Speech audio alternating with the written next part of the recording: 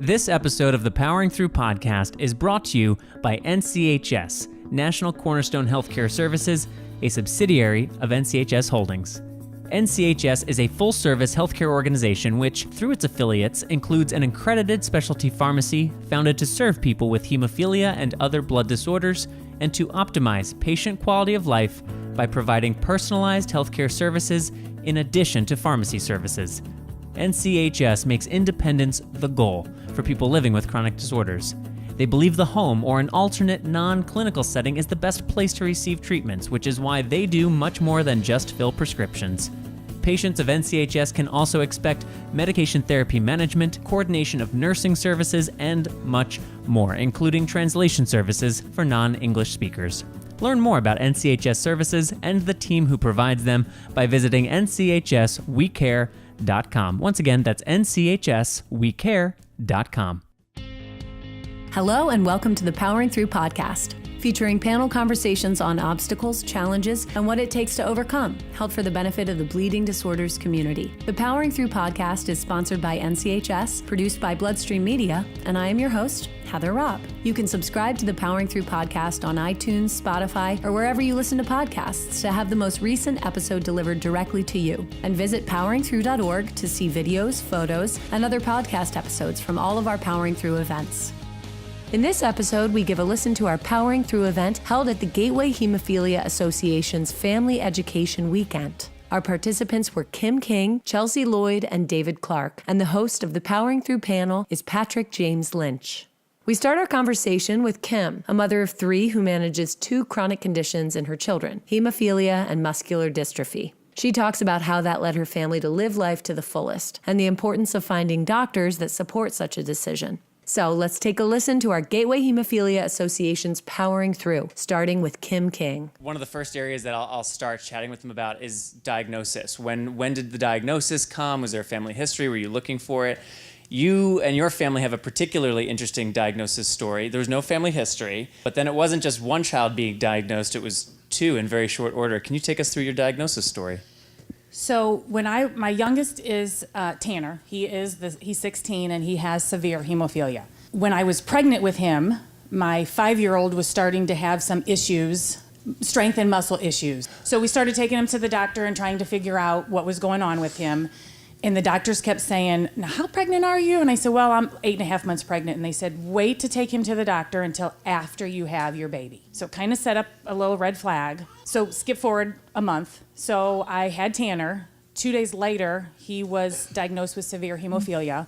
The night before, he had slept on my chest, and when I woke up, I was covered in blood. So I had not heard of hemophilia. I didn't know anything about it, and there was no family history. 2 weeks later, we took my son, my 5-year-old, back to the doctor, and he was diagnosed with Duchenne muscular dystrophy. So I'm not sure if anybody knows what that is. Probably worth explaining, yeah. It is a life-threatening muscle-wasting disease. It is the most severe of all of the neuromuscular diseases that fall under the MDA umbrella. So while we're dealing with hemophilia and Tanner needing a blood transfusion at day 2, then we had to deal with that diagnosis as well. And you had no family history of hemophilia, you had no reason to expect muscular dystrophy in the family. Duchenne or muscular dystrophy, no. So, and worth mentioning as well that you had a daughter who's, so today, Sydney, 24? So Sydney's 24. My son Tyler with muscular dystrophy is 22. And when he was diagnosed, we were told he would not live past his teens. And then Tanner is 16. So at the time, it's a newborn baby with hemophilia, a 5-year-old who was just diagnosed with muscular dystrophy, and you still have a young child. She was 7. Who's 7 years old. So, correct. I mean, did your husband and you just stare at each other thinking, where's the book for this one? Yes. Everyone kept saying, well, statistics are statistics. So we don't let people say what statistics are anymore because we kind of blew that out of the water. We just realized that even though all of this was out of our control, we realized that we couldn't crash, we couldn't give up, and we couldn't quit. So we had a great doctor that, with the hemophilia, that kind of guided us through what it is and what to expect and the treatments. So we knew in the back of our mind that one was easy. That was the easy disease because there is a treatment for it. And there's so much known about it. Whereas with the muscular dystrophy, there is no treatment, there is no cure, and you just kind of go through life and change how you live as they progress. And fortunately for Tanner, rather, he doesn't have an inhibitor. He didn't have that challenge. So in terms of hemophilia being truly in a controlled place for the family, that was at least one sigh of relief, I suppose. Absolutely. That, we're within a controlled situation with regard to the hemophilia. Yes. Now, with regard to the Duchenne's, as the years went by, did you find that there were more frequent challenges, unexpected curveballs in what it took to treat and manage? No, because there's nothing really to do for the Duchenne. You wait until they start to lose weakness to go into a stroller, and then a scooter, and then a wheelchair. It was more the unexpected with the hemophilia, but we just always knew in our mind it was just doable. You just pay attention, you learn as you go, and you just handle things as they happen. You had said something interesting to me on our call about how, we're not a family that sits back and wallows. Our attitude is like, grab the factor and we're going to go. Was that from day one? Did it Yes. take a while? From day one, we had an attitude of, and you had shared with me, maybe there's a clock that's ticking a little quicker. We have a lot to pack in. Can you kind of speak a bit more to that philosophy? We just knew we weren't going to sit at home and just sit on the couch and have Tanner read a book with a helmet and knee pads on. We were going to live life. And if he got a bleed, we would treat it and go on, or we would, rest for a couple hours and ice it and go on. But we were not going to stop anything that we did for the hemophilia or the muscular dystrophy. And you had mentioned earlier you felt very fortunate with the doctor and the care that you had for hemophilia. That's also such an important part of that onboarding experience, is what care team are you around at the beginning to help you understand what your options are, help you understand what an individualized care plan is, what rhyme and rhythm is going to work best for your child and your family. Were there any particular takeaways, tips, or for any newly diagnosed families, things that they might want to be on the lookout for when thinking about their care team and their physicians? I think you have to find a doctor that fits with your life. If you have a doctor that's saying, okay, sit at home and don't let him do anything, have him, do anything, nothing dangerous. If that's not who you are, find somebody that fits in with who you are. Our doctor really wanted Tanner to grow up and be normal. He didn't want him sitting at home, because then you create a whole nother issue. Then you create a psychological issue of a child who's really not normal and they also have hemophilia. Our doctor encouraged us to set limits. Our family's very athletic and our son is very athletic. Let him play sports. Just don't let it be football or hockey. If he wants to play baseball, and this one shocked me, do you guys know what position they recommended he play? Catcher. I was floored. Have other people gotten that recommendation? There's a lot of fast answers to that. Okay. Interesting. Because it's so good for your knees? What? Because you're under all the equipment?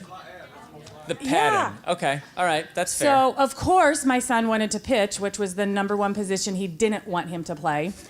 But, pick a sport. Pick, if they want to play soccer, take your factor with you. Maybe not play goalie. Maybe not tackle as much.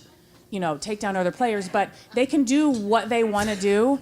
You just might have to set a little bit of limits. And I do want to acknowledge, too, we mentioned, your daughter Sydney growing up. And with two boys, each of whom have chronic challenges, very different, but there's only so much bandwidth, there's only so much energy, and that is something that comes up over and over again in a household where there's a chronic disease. If one of the children doesn't have it, making sure that or just in general, how do you balance having time for all your children? Like, that's probably really hard. I'm not a parent, probably really hard to begin with, but then when there's two who need specific kinds of attention and amounts of attention, balancing what you do for that third must be tricky. Tell us about that. In our experience, no, it wasn't tricky for us. I think a lot of it has to do with her and her personality. You can either, when you're in a situation like that, you can go two ways. You can follow the good path, or you can get off path and do bad things. And thank God she followed the good path, and she saw the nurturing and the love and the good things that we could still do with our family, and now she's finishing up nursing school. So it impacted her in the most positive way ever.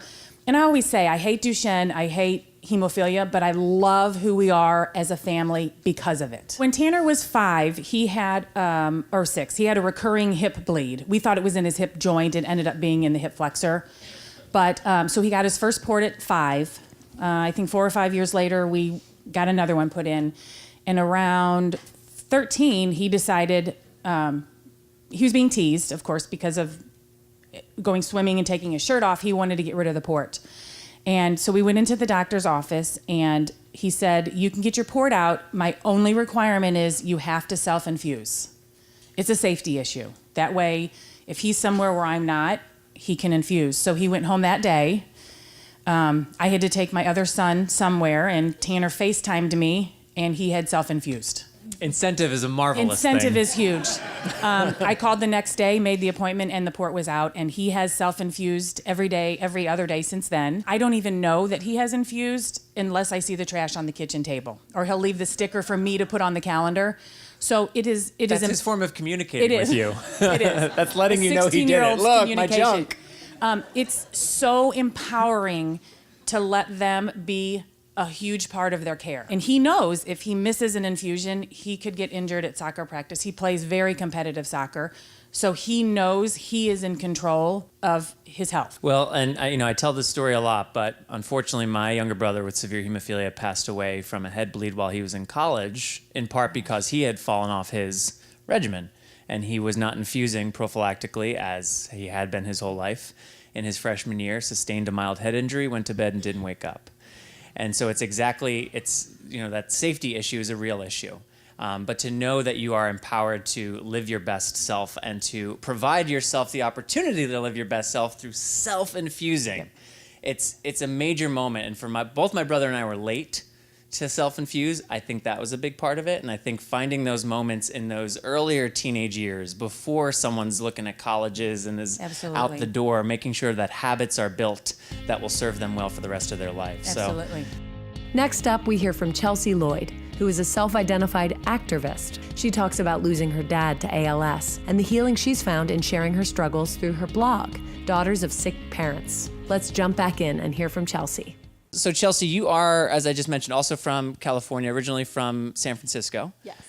And what is it that you're doing today? Give people a sense of what you're doing with these talents. I consider myself an activist. I do traditional comedy and acting in film and television, but also as an activist, I'm very vocal about growing up with having sick parents. So my blog is Daughters of Sick Parents, and there's a lot of advocacy done around that, which I'm sure we'll go further into. So when you were 4, I think, is that right? When you were 4, your dad started presenting some symptoms, and then there was also a diagnosis story worth telling. Yeah, when I was 4, my sister was 2. My dad, started dropping plates and falling down the stairs, and they didn't know why. And it took a couple years to diagnose that he had Lou Gehrig's disease, also referred to as ALS. What are your first memories of learning that you shared with me that you were having conversations about life and death and thinking about mortality at a younger age than maybe one would expect? Yes. When do you remember first having these kind of conversations with your dad? Pretty much some of my earliest memories as a human being are thinking about what it means to die, which I know sounds dark, but there's a positive outcome from this. But just because I saw the way that he was physically changing slowly over time, and he actually had it for 15 years, which is really on the longer end. A lot of people with ALS, it's like 2 years. But I was always told, this is the last birthday with dad. This is the last Christmas with dad. This is, I had to say goodbye to him many times. And then fortunately, he kept surviving from these rare surgeries and things like that. But that's got to also be so strange, like to keep, really that's strange. Like in addition to like he's sick and eventually something will take him, to not know where the goalposts are.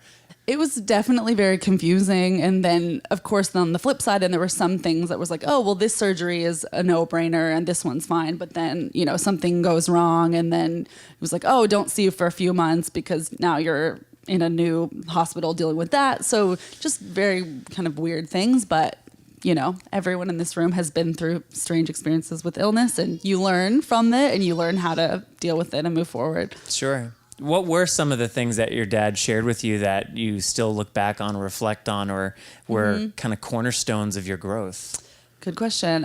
He definitely shared with me the importance of living life to the fullest and just making sure that you are on a path that is not what you think you should be doing, but something that you're generally passionate about and living each day with a smile on your face. It sounds kind of general, but I really don't think I would have been pursuing creative arts as a profession necessarily. A lot of people do it as a hobby, which is great, but, he died when I was 19 after 15 years, and the last year of his life, he couldn't speak at all. So like, you know, he pointed at letters on a whiteboard to communicate what was going on. And also just throughout his life, he was sad a lot of time. You know, there was times where he was really depressed, understandably. And my mom also had breast cancer. So, you know, she was bald and then he was in a wheelchair. And, you know, I would just always ask, like, why do you guys look like this? Like, what's the deal? But he taught me, you know, cherish your life, because he couldn't work anymore at a certain point, and that was really depressing for him, to not be able to provide for the family when the medical bills are really high, and, you know, not having a purpose. He lived in a 24-hour care home for my mom cared for him full time for 8 years. And then at that point she had cancer, and it's expensive, and like, it was exhausting. And so he moved into a care home, and it was 45 minutes away. So I would see him as much as possible. And then high school's crazy. And sometimes I'd, you know, only see him once a week. And that led to some other psychological stuff. And that's why I blog, because I was so confused. And, you know, a lot of people of a certain generation didn't grow up in therapy. And, you know, my parents certainly didn't. And I always asked my mom, like, why didn't I have someone to talk to, or a mentor, a therapist? And she goes, well, you got good grades and you were happy. And I didn't, you know, I don't know. But it really did affect me in a lot of ways, which I talk more about on the blog if anyone's interested. And just seeing, you know, I was depressed for a long time. Sure. And so, and I saw how it affected my sister, who we mentioned on the phone, is really, really private. And you had mentioned that was one of the hardest parts of the whole thing, was watching your sister and negotiating how you as the big sister, what that role is. Talk a little about that, because my brother and I both had hemophilia, and then our parents were divorced, and that was messy sometimes, and bouncing back and forth, and them trying to talk to each other through us. That sibling, it's just the two of us. There's something there that no matter what, like, video game problem we were having that day, whoever was mad at whom about, like, cheating in the James Bond GoldenEye shooter game, that went out the door the moment there was, like, a real life thing that we had to deal with, and we were in lockstep with each other on, like, how we get through this together at 12 and 10. So I have some appreciation for that sibling connection in those tough circumstances. But tell us about your experience. so she's a year and a half younger than me, so pretty close in age, but 2 grades apart. But we, for some reason, we really would butt heads. Like, the illnesses really got to us. In some ways, my mom was like, why are you guys always fighting? And it's still something I'm trying to figure out, but because she was just really private and never wanted to talk about it. And I always wanted to talk about it. I'd be like, did you see Dad has a new wheelchair? Or, you know, he has a new symptom, and, you know, let's discuss. And she was like, I'm 7. I don't feel comfortable having this conversation. Yeah.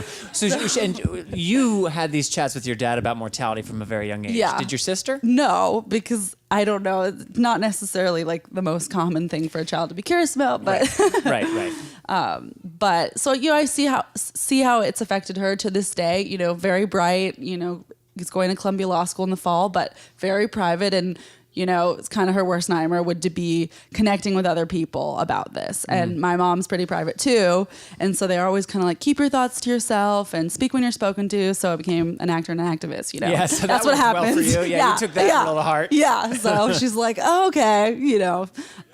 So I just like to provide a safe space for people online that reach out when their parent is dying or has recently died. And there's also a space for siblings who have died, and just, you know, connecting them with other girls or chatting with me about what that process is like is, you know, a nice little way to connect with others. There's so much in what you just said.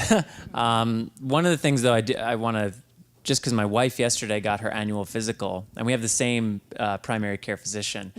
And she's there for an hour, and we love this doctor. She's fantastic, and she's at Cedars-Sinai in Los Angeles, which is an excellent hospital system. But last night she goes, you know, I'm realizing I was there for an hour. There wasn't one question about my mental health. Like, my wife is very healthy. She's only now in her early 30s. She wore a hospital, like, bracelet for the first time earlier this year and was like, I've never had one of these on before. And I was like, are you... How are we married? But that's been her life experience. So she's very healthy. So when you say your mom said, well, you got good grades, you know, you were talkative. I was talkative too, shocking, as a kid. Here we are. And I think because of that, there was also an assumption like, oh, he's doing great. Like, he can tell jokes, he's talking a lot. And it's like, no, those are just also true. I'm also struggling with this other part of my life that isn't negated because I have a rounded out personality. But I think it's hard when we look for indicators in busy lives. We just completely miss important information with regard to somebody's total well-being. How did you, with a mother who had a philosophy of, or has a philosophy of, you kind of keep things a little closer to the chest, your sister has that as well. Doesn't sound like your dad necessarily had that. How do you think you had the courage to be as outspoken as you are and to take a swimming upstream path in the family? Well, I think just since I knew that, theater originally was the way that I expressed myself. So I had sort of that going on, but I never had any awareness till I was older that, that's actually how I express myself because I was so upset about this illness. I didn't necessarily connect the two till later on. And so you process the death, right? Your dad dies, a couple years go by, and a lot of people just told me, like, eventually it gets better and eventually it will be okay. And so, as anyone in here knows who's lost someone or has gone through something where someone has just been diagnosed, it's never something that goes away, but you do learn to deal with the pain in other ways. Then a few years after that, last year, my mom was diagnosed with stage 4 metastatic. Again, it had come back after 17 years. So I kind of thought, I was good. I was in the clear. I processed, and now we move on. And then in her situation, she's not going to be in remission. Like, this is what she will have for the rest of her life. And it made me realize, like, wow, okay. I thought I was good. Now I have to deal with the second parent with, this terminal diagnosis. Knock on wood, 85% of people in her situation are less than 5 years. It's been almost 2, but who knows? Right. Maybe she'll live a long time. I know somebody who has opinions on statistics sitting to your left. Right. Yes. Yeah. Don't pay any attention. Yeah. Don't pay any attention to them. So I just thought, at this point, like, I need to do something about this. And I think it's common. Everyone kind of waits, maybe one day I'll start this movement or do this big thing. And I thought, one day when my career is farther along, I could really get into this. Yeah, once people are really listening to me and my platform's big enough, or I have more time on my hands, or I'm somewhat otherwise not where I am today. There's always some reason that I can't start today, right? But that's not true. And it was this realization, like, wow, I could wait 20 years till maybe more people, but no, in 20 years, I'll be a different age, a different place in my life. There's people going through this now, so. Right. And you've referenced on our call, and we should I should bring David up in a moment to join us as well. But you referenced on our call at times literally one person who was out there that kept you motivated to keep blogging, keep up your work. Can you talk a little about that? Yeah, I mean, when I first started, literally there was only one person that ever responded to any blog post. And that's not to say a lot of people read things, they don't respond. So you have no idea. But there was this one girl that was like, my mom is dying and I'm really upset. And, can you talk about this? And I just, for the longest time, I just did it for her. And I was like, well, she's, I want to help her. And so I think everyone who's thinking about starting something or doing something, there's no better time than right now because just one person could benefit. And as you said, of course, it's never just one person. There's a whole bunch of people that one person kind of represents. But yeah, when you have that, I can certainly appreciate when there's one person responding to a certain thing that we put out, or I'm like, yes, it was for you. Yes. It's always been for you. Yes. So my last question to you then, or I guess I want to give you the opportunity to speak about this, because when we had our call ahead of today, and I had asked you about, is there anything we didn't touch on that you wanted to talk about? You just wanted to encourage that people get themselves checked. So do you want to have a moment? Give us your PSA. Your PSA. Well, there's a double-edged sword here because some people don't want to know, right, what's going on with them. But I do a monthly Feel It on the First post in the Instagram blog world about, getting self-breast check exams. My opinion on this is to do so that, if anything else, it's the first of the month you're reminding yourself what it means to be alive, what it means to be healthy, not taking that for granted. In terms of breast cancer, the BRCA gene, if you do find out that you have the BRCA gene, there's studies that say you have a 70 to 80% chance of getting breast cancer. And I think that's so interesting when I meet someone who does have an advanced form of cancer and they go, yeah, I had the BRCA gene. And I just go, oh, did you know? And it's kind of awkward to ask, but in my situation with the blog, I do. And I've met so many people that didn't know that they had a certain gene. And, you can get a double mastectomy, and that is going to decrease your chances. So I just like to remind people, especially in the younger adult category, you're not quite thinking about that yet, but you are old enough to start thinking about, you can get cancer. So I encourage people, just if nothing else, first of the month, remind yourself what it means to be healthy and appreciate that. Or if you are going through an illness or death, then what can you do? What's one small action that you can take to, further your self-care or further your experiences with other people? Especially if you are a woman living with von Willebrand disease, or a woman who has hemophilia, or if you have a pre-existing condition of some kind, as my hematologist used to tell me. That doesn't mean that, because I would I'd pass off pains in my lower body, like, oh, it's probably just hemophilia related, some arthritis or something. And she would always say, you can get anything. You're not just going to have hemophilia in your life. You are as vulnerable as any human being to getting anything. So don't be curious about your body and know what else is going on. And I've come to appreciate that as I get older. Challenges are going to be a little more complicated sometimes, because I also have this other thing to contend with. So I think especially if there's a pre-existing condition underlying, being really proactive about preventative health. Lastly, we heard from David Clark. David was diagnosed with hemophilia in the 60s, and at 3 years old became one of the earliest users of Factor. Tragically, both he and his brother were infected with HIV during the contamination crisis of the 80s. We'll jump back in to hear from David right after this quick word from our sponsor.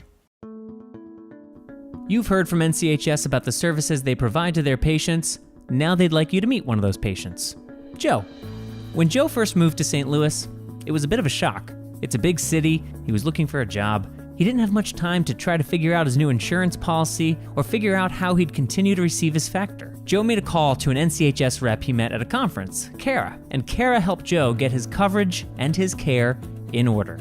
She ordered Joe's Factor and made sure it got to him on the same day every month. She'd call to make sure everything arrived in order and check in on him periodically to make sure that he was keeping up with his care. Kara works for NCHS, the specialty pharmacy and healthcare organization, and this is what she does. She takes some of the hassle out of everyday life with a bleeding disorder. So Joe is able to focus on self-care without having to spend hours on the phone with doctors, pharmacies, or insurers. His Factor and supplies showed up on time every month in the right quantities, and if there was ever a problem, he could call Kara. She just made life easier. NCHS. We care for life. And who all was it? So it was you, your brother?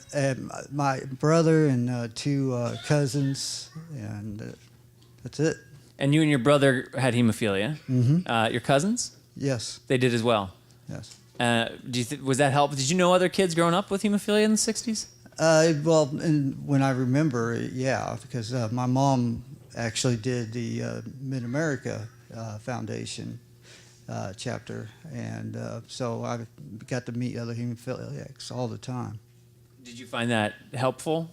Or scary, or what was it like meeting other guys? Be honest with you, it was irritating because most of the back then, especially, most of the kids were kept in a padded room. So you let them out, they just go absolutely crazy. Yeah.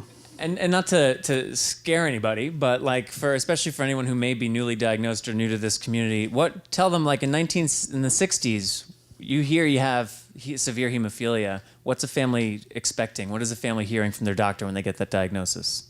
I don't know how many times me and my brother both were told, you got a couple years left, over and over and over. So you must also be quite a subscriber to statistics, huh? No, not at all. Not at all. The reality is, back then, they didn't know how to treat us. They did some horrible things to us every chance that they got, it seemed like. You only go to a learning hospital, therefore, after one person tortures you, another one comes in and tortures you, another one, and you wish it was a small class. But they kept us alive until the Factor got better, and, In those pre-Factor years, did you develop target joints or particular muscle areas or anything? Muscles in the calves and biceps mostly. But no, we had Factor. It was invented in 1963. So my brother and I were literally 5 miles from the hospital where they came up with it. So they tried it on him, and it worked. Did they try it on you as well, or when did you start on Factor? I was 3 years later. So, Okay. He had been using it all that time. So how old were you when you first started on Factor? 3 days, 4 days. Okay, so you don't have a pre-Factor memory then? No. Gotcha.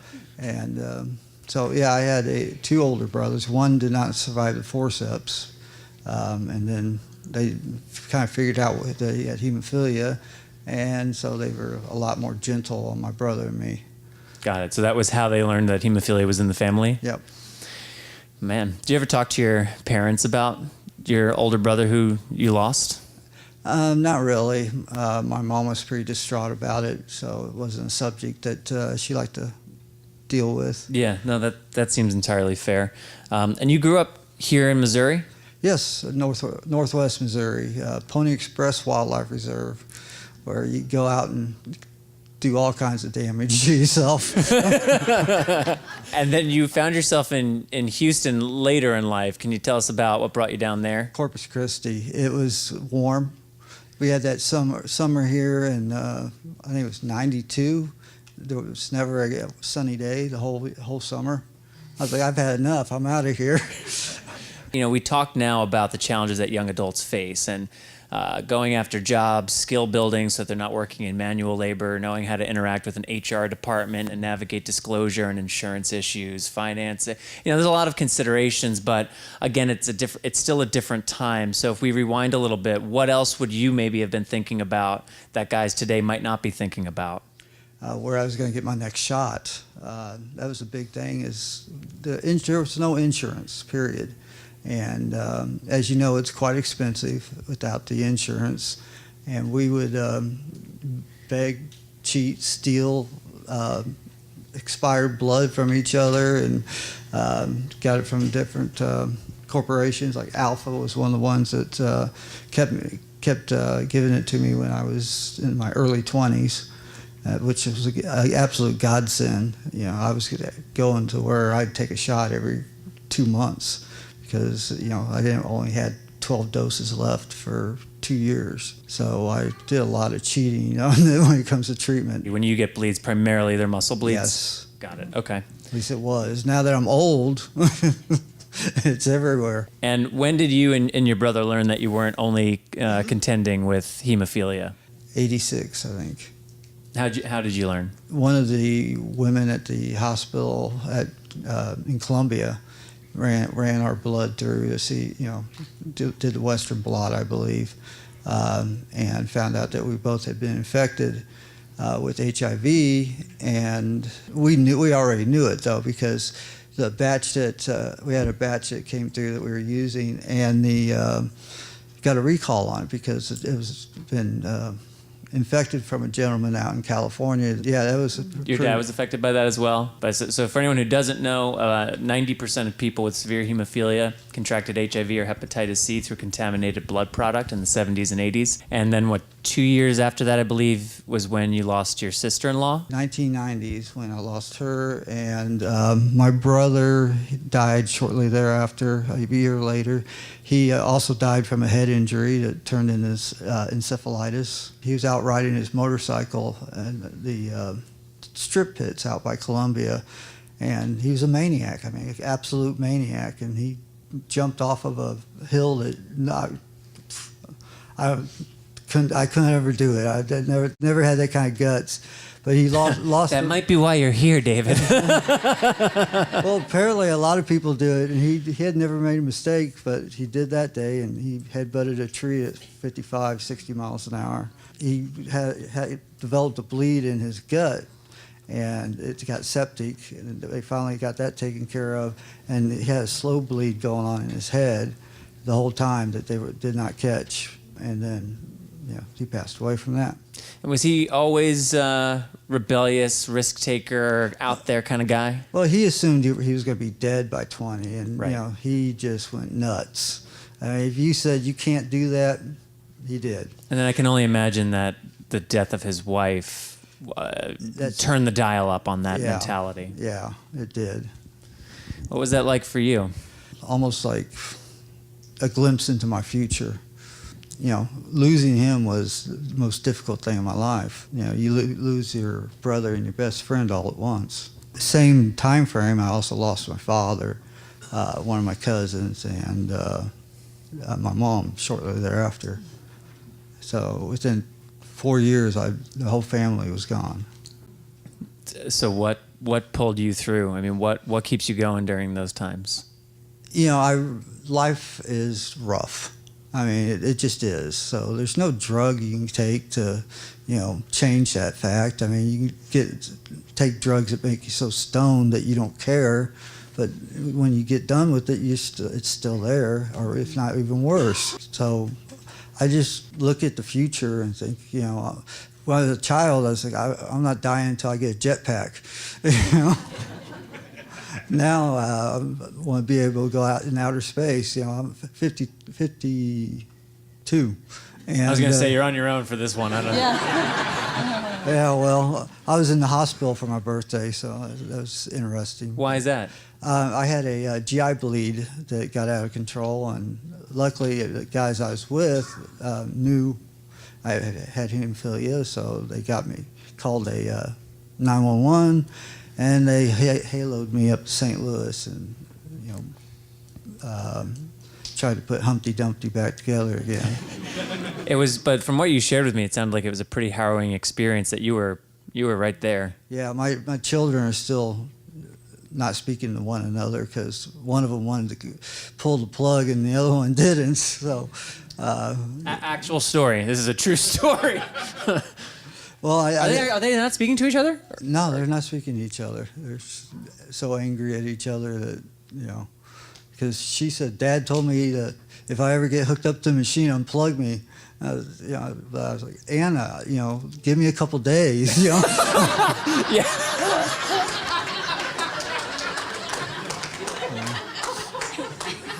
How have your kids helped you get through life? What have they provided for you that otherwise may not have? I don't want to put words in your mouth and say otherwise may not have made you able to find the strength. But I just imagine having them in your life has been a beacon during some of these particularly tough times. And I would like to hear you talk about that. Both the kids they dealt with what I was dealing with very well.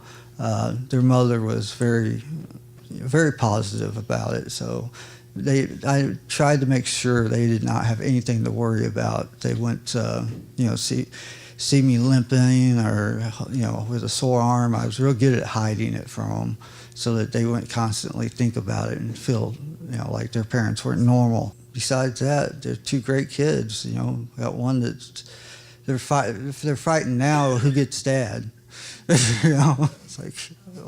I hope you're siding with the one who wanted you alive, I'm guessing. Yeah. Yeah. Well, it's safer. But we spend some time on the phone talking a bit about exercise and the importance of exercise and being physically fit. And I was wondering if you could share some of those thoughts as well. Well, when I was, I think 15, I started having a lot more bleeds in my joints.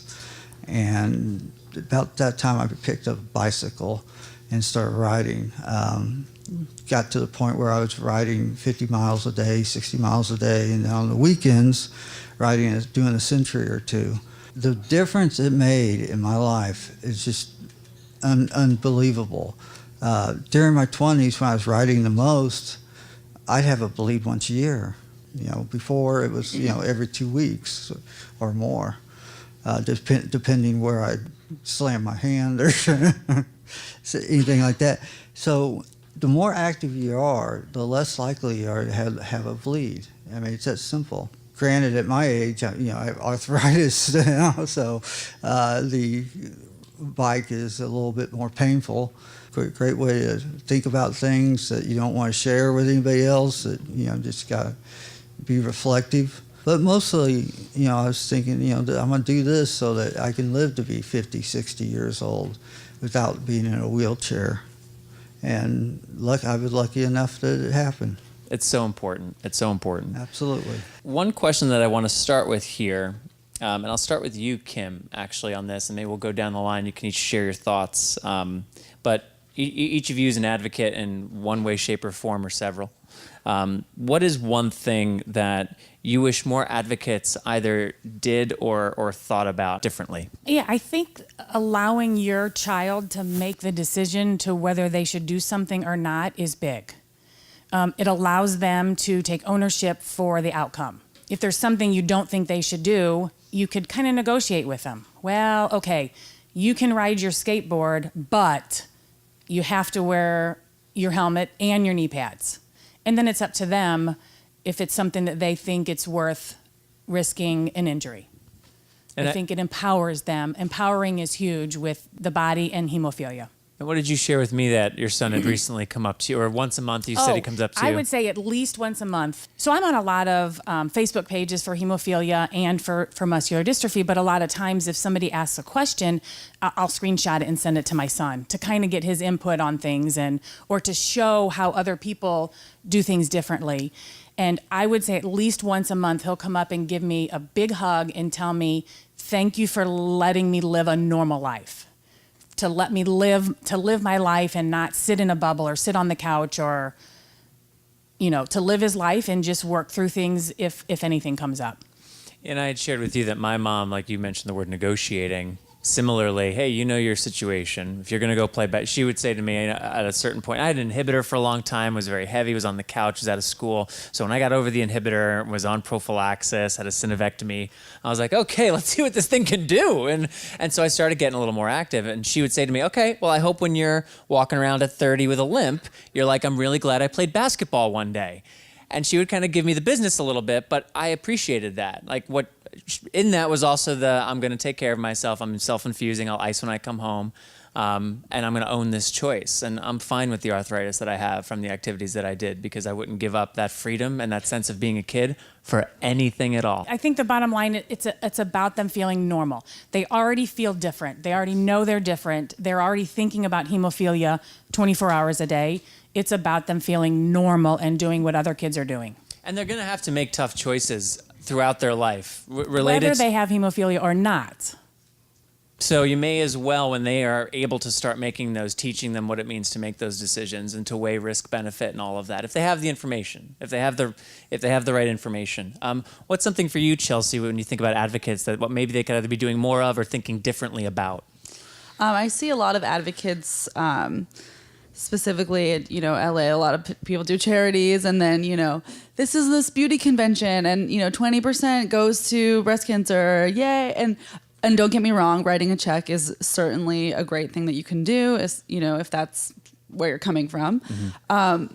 But I'm like, okay, where's the money going to? What's going on? What specific aspect of breast cancer? How does this affect children and young people specifically? Because that's what I care about, Mm-hmm. So just not actually talking about where their money's going and how to make an impact, I think is really important. And, that's why I'm so visible online, like my Instagram account. At first I had one just for my blog. And now in my personal one, which has a lot of comedy and acting stuff, I talk about death on there too. And all the time, I tell people, yeah, and I blog about death. People are like, what? That's so weird. But I think if you just make things normal, it becomes more normal for other people. And it's made it so it's more approachable for like teenage girls to reach out to me. They're like, oh, I saw you talk about this. So can I ask questions about this? I'm like, yeah, of course. So just like going for it, talking about it all. That piece too, I think, is so important. When you put something out there, mm-hmm. it opens the door for someone who may not otherwise want to voice something to know, oh, here's a safe place I can go to say something. Mm-hmm. I posted something in May about living with depression and navigating that. And that's something I haven't been particularly interested in talking about, but I was like, oh, that's the problem, is that like no one wants to talk about depression, least of all depressed people. Right. But if we don't talk about it, then it gets shut behind doors and we start the problems. Mm-hmm. And the number of people who reached out just to say like, hey, thank you. I really appreciate that. Sometimes sharing like I'm experiencing this, sometimes not. But it's like, I haven't heard from you in 10 years. Like right. This post you're responding to with a thank you for a reason. So if you're willing to put yourself out there in those ways, because that's the other side of the coin too, mm-hmm. is that disclosure is a real thing. And employment in the world is a real thing, and perception is a real thing. You have to be willing to there's a reason people say, oh, that's courageous. There is a reason, because you are going to get some kind of blowback that you'll have to deal with. If you're willing to take that on, the way you can change someone's life is extraordinary. So I applaud your courage. Well, thanks. And I just wanted to add real quick. Please. I was thinking about this community in terms of where I fit in. And I think like what I most closely relate to is caretakers and caregivers and the sibling who's perhaps not affected directly.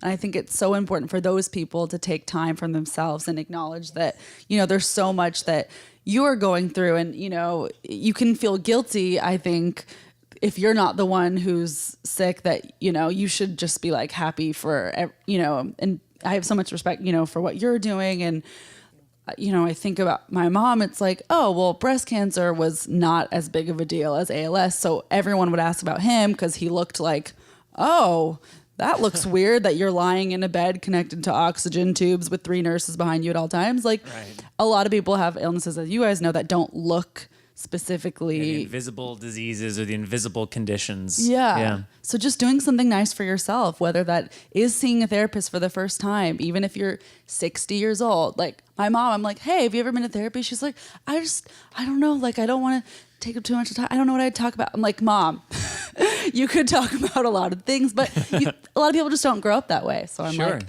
therapy, life coaching, you know, having that friend to talk to about what you're going through is so important. Absolutely. Yeah. And David, for you, things that advocates could be doing differently or thinking differently about? Our financial health. Going from 18 to 19, you know, every hospital bill I'd run up in the last 5 years got put on my credit bureau. So that's what no one seems to bother with. And are there any specifics that you think at 18, 19 in those ages, young adulthood, specific tips that you may have for people? Well, yeah, I fix people's credit for a living, but when you're that young, it's just easy to, oh yeah, free credit card, cool. 6 months, no pay, don't have to pay back. You know, all kids do that. But what I'm talking about is trying to stop a hospital from dinging you. You have to communicate with the hospital before you go in, mind you, and after. But now there's some law firms running around the country that all they do is sue people that owe money. They get what's called a summary judgment, and you're beat. You know, if you want your taxes, you're not going to see those. Any financial help that you get from the government is not going to happen. Teaching these kids how to, you know, communicate with the finance department of the hospital, that would just change the world like night and day. How important, we'll start with you, Chelsea, how important is it to have that kind of a tone when you're dealing with somebody whose illness is rather significant? It is very important to set that tone. You are a rock star from how you, I mean, to me, you sound like you have it all figured out, and I'm sure you've gone through a lot.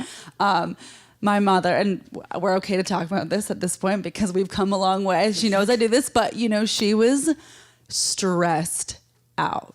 It was not a calm place to be for a lot of the days. And, you know, there's a lot of reasons for that. And, you know, I can't even imagine, right? You're getting chemo, and then your husband's like falling down the stairs and all this stuff. So I just think anything, that's kind of what I said before, anything you can do for yourself. I mean, the cliche things they work for a reason. Meditation, you know, there's an app called Calm, free meditations. You can take 10 minutes to yourself in the morning. Anything that person can do to set the stage and let the kids know, you know, we're a normal family, it's going to be okay, I think is important. So anything you can do to take care of yourself, I think is great. Yeah, and like whenever you can do it. Like it's always a great time to take care of yourself. It feels selfish, but it's not. I know. It's I'm not good at self-care. that. I'm not very good at that. And that's something that my wife's helped me with a lot is like what it means to slow down for reasons other than like going to the bathroom. Like you're allowed to just sit here and look at a tree and think a thought. I think George Carlin used to have a great joke about like, you know, kids used to just like go outside, play with a stick and stare at a tree. And that was an activity. And now we have to have everything structured. We have to have kickball followed by t-ball, followed by ballet, followed by, he's like, whatever happened to just like standing around holding a stick? Then someday someone will hold a stick, they'll fall over, somebody will sue somebody else, and it'll be goodbye holding a stick. And it's like, yeah, it's true. Like we don't allow ourselves just the opportunity to kind of be often enough and process and think, like you're talking about. Cycling is the opportunity, and I have to fight for those opportunities myself because I'm not good enough about self-care as much as I talk about it, which, Because no one teaches you that either. It seems selfish. It's like the beauty industry is like, and there's fashion, and I don't know. I associate all that with, it was just selfish. Skincare, and it's like L'Oreal, and it's all just very glamorized. Like, and it's you not, can give yourself a facial with like agave honey by yourself for free, and it's not like a $50 event. Yes, right. yeah. Yeah, no, there's a care industry that sometimes maybe complicates things a little when it comes to the kind of care that we're discussing. Agree. And like you said, I think that's amazing that you found that activity. You said your 20s bicycling. It's amazing. As bad as you might think your situation is, somebody has it worse. And my Tyler, who has muscular dystrophy, is a perfect example. I do everything for him, and I pick his nose. I help him go to the bathroom. I do everything, or somebody does. And he said, Mom, if somebody asked me if I would change my life, I wouldn't change one thing. He said he knows God is using him to change people in the world, and he's okay with that. And he said he loves his life, and that why sit and complain about something when you can't change it? So our parenting style has given him the ability to think like that, and his thinking like that has given me every ounce of strength that I have. So it's kind of a circle. You give it to them and they give it back, and that's what'll get you through. And I agree with finding something to take care of yourself. You need time, whatever it is. Go for a walk. I used to be a runner. I just had my second hip replaced, so my free time is I go to the gym. I might walk around, I might do the treadmill, whatever, but that's my time to think, and I re-energize myself to come back home to deal with whatever's going on in the house. So you do have to take care of yourself. It may not be the gym for everybody. It might be a pottery class. It might be I go learn how to make sushi. It might be anything.